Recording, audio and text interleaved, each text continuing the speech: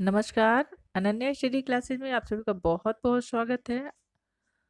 आज हम लोग पढ़ेंगे अज्ञेय के बारे में, उनका जीवन परिचय पढ़ेंगे। अज्ञेय का जन्म कब हुआ और उन्होंने कौन कौन सी रचनाएं लिखी हैं। तो चलिए शुरू करते हैं आज की क्लास।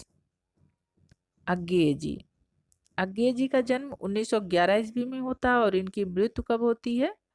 1987 ईस्वी में होती है। मोस्ट इम्पोर्टेंट पॉइंट है, इनका जन्म कसिया देवरिया में हुआ था, जो वर्तमान में कुशीनगर में है। इनके पिता पंडित हीराचंद पुरातत्व विभाग में उच्च अधिकारी थे और पिता के साथ स्थानांतरण के कारण बचपन से ही इन्हें घूमने का खूब अवसर प्राप्त हुआ है और इस यायावरी का इनकी रचना धार्मिकता पर भी प्रभाव पड़ा है।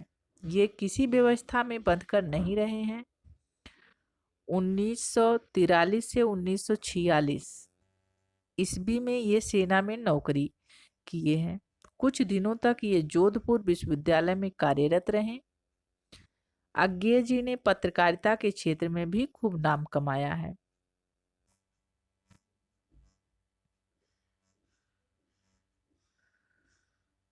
और इनकी दो पत्रिकाएं हैं, दीनमान तथा प्रतीक का सफल संपादन इन्होंने किया अज्ञेय जी ने।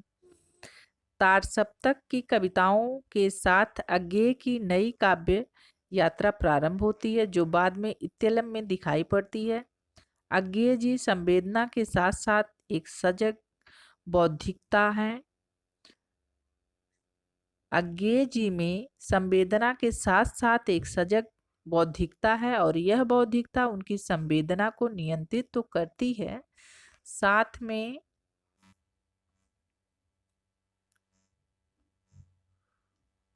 नवीन सूक्तियों के रूप में जैसे दुख सबको मांझता है आदि कविताओं के रूप में कभी व्यंग तो कभी युग चिंतन और बोध के बिंब विधान के रूप में व्यक्त होती है। तो संवेदना या अनुभूति अंतरंग भाव से जुड़ी न होने के कारण बिंब रचना के बावजूद बहुत दूर तक प्रभावहीन हो जाती है।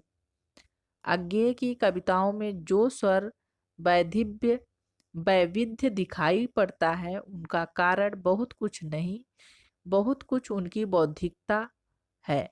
इनकी रचनाएं निम्न हैं।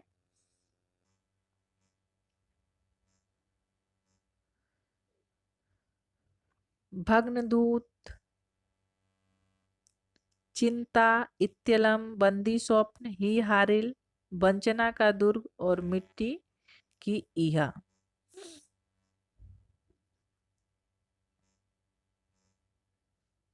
भग्नदूत में गदह पचीसी संग्रहित है, जो प्रणय निवेदन में है। मधु की मोहक छलना में उलझा हुआ कवि कहीं दया की भीख मांगता है तो कहीं करुणा की, कहीं मसाल इस पर प्रसाद के आंसू, महादेवी की वेदना और निराला के गीतों का प्रभाव दिखाई पड़ता है। चिंता प्रणयानुभूति को दर्शाने दार्शनिक आधार देने की चेष्टा की गई है। चिंता में प्रणय अनुभूति को दार्शनिक आधार देने की चेष्टा की गई है। इसमें स्त्री को चिरंतर नारी और पुरुष को चिरंतर पुरुष के रूप में व्यक्त किया गया है। इसके दो खंड हैं, पहला है विश्वप्रिया, दूसरा है एकायन।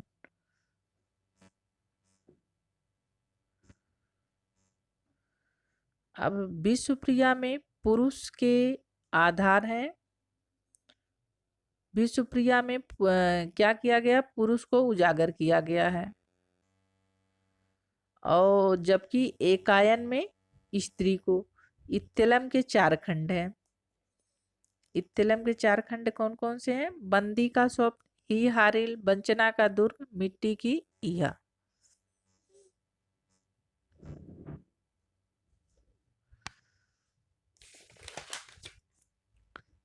प्रथम खंड में सामान्य स्तर का राष्ट्रीय कविताएं हैं।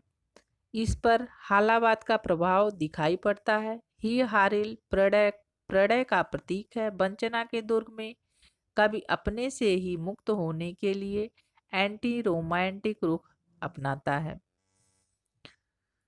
अज्ञेय जी की अंतर यात्रा का प्रारंभ हरी घास में क्षण भर से होता है।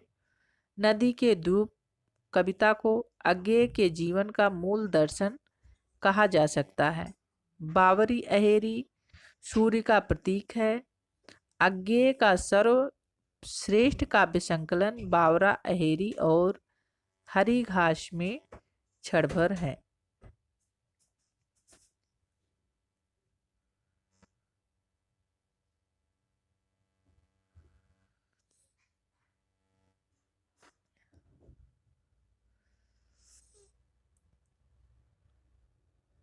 अज्ञेय के विकासमान के व्यक्तित्व के मध्यवर्ती बिंदु है, जहां उनकी अंतर्वृत्तियों का सामंजस्य प्राप्त हो गया है।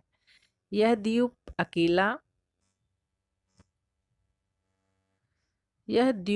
अकेला में कवि समर्पण के बहाने अपनी आंतरिकता को, व्यक्तित्व की अद्वितीयता को व्यक्त करता है। इंद्रधनुष रौदे हुए को दो कोटियों में बांटा गया है। इंद्रधनुष रौदे हुए को दो कोटियों में बांटा गया है। पहला है अनुभव सत्य के संबंध वैचारिक कविताएं। दूसरा है व्यंग कविताएं।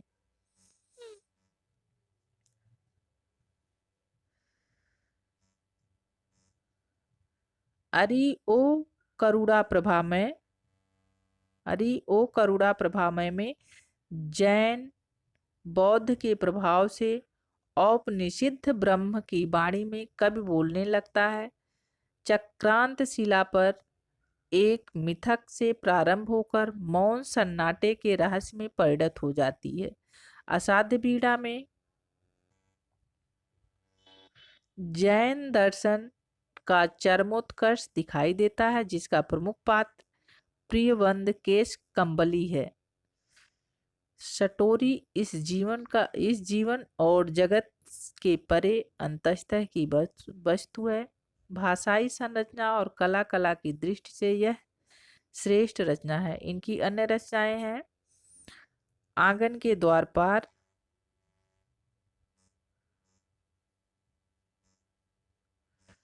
कितनी नावों में कितनी बार,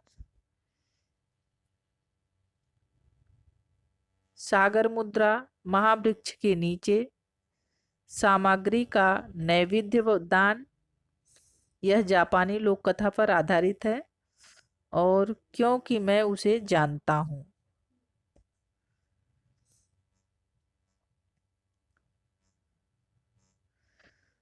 नदी की बाग पर छाया एक बूंद सहसा उछली आदि इनकी रचनाएं हैं। आज की वीडियो में यहीं तक। आई होप आप लोगों को वीडियो पसंद आई हो। वीडियो को लाइक करना, शेयर करना, चैनल पर नए हैं तो चैनल को सब्सक्राइब करना बिल्कुल ना भूलें। मिलते हैं नए वीडियो में नए टॉपिक के साथ। धन्यवाद।